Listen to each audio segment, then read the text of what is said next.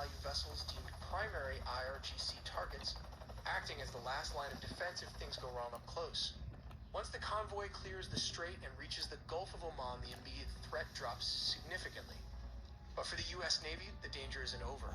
They still have to turn around and sail right back into the strait to escort the next convoy. How will the U.S. escort ship in Project Freedom?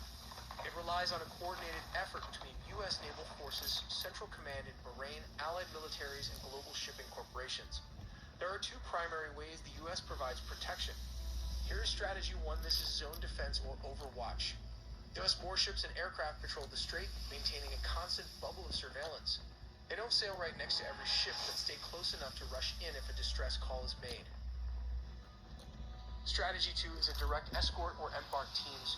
In high-threat scenarios, a U.S. warship will physically sail alongside a vulnerable commercial vessel or a convoy of them. Additionally, the Pentagon may authorize putting armed Marine reconnaissance or Navy SEAL teams directly aboard the commercial ships to defend them from boarding parties. Here are the step-by-step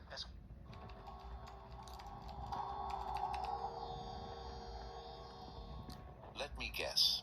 You're earning just enough to survive, but never enough to actually relax. Every month feels like a tightrope walk.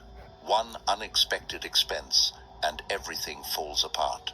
Payday hits, and disappears just as quickly. And somewhere deep down, you've started believing a very dangerous idea that if you just made more money, everything would finally be okay. That once you cross some invisible income line, the stress will fade, life will stabilize, and wealth will just naturally follow. But here's the part nobody tells you. You've been sold a half-truth. You were told, work hard, play by the rules, and you'll make it. What they didn't tell you is that the system around you is designed to make you spend faster than you earn.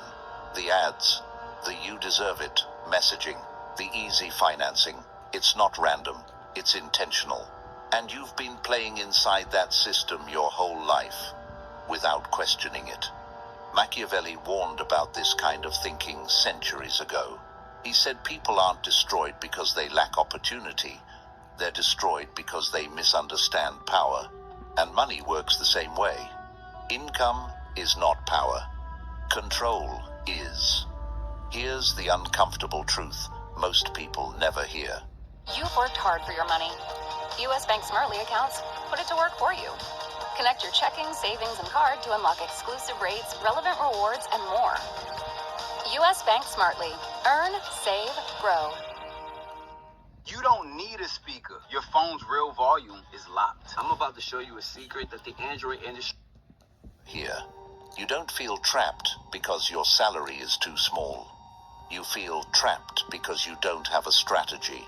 Wealth doesn't begin when your paycheck grows. It begins the moment your behavior changes. I didn't learn this from a book. I learned it the hard way. There was a time when I believed the next raise would fix everything. I thought more income meant more freedom. But when the money increased, nothing changed. The stress stayed exactly the same, because my habits didn't change. And it wasn't until I stopped blaming my income and started analyzing my behavior that things finally shifted. That's when Machiavelli started making sense to me, not as philosophy, but as survival. And if this idea makes you uncomfortable, that's actually a good sign. Because real transformation always starts when illusions break. History proves this again and again. Take John D. Rockefeller. Before the oil empire, before the billions, before the power, he was just a young bookkeeper earning a modest income, nothing extraordinary. But from his very first paycheck, he followed one rule with absolute discipline. He paid himself first. Even when money was tight, even when it felt uncomfortable, even when it seemed almost irresponsible, he believed something most people never understand, that his future self deserved a portion of his income before anyone else. That habit didn't make him rich overnight, but it gave him something far more important early on: control. And control always comes before power. Most people do the exact opposite. They pay rent. They pay bills.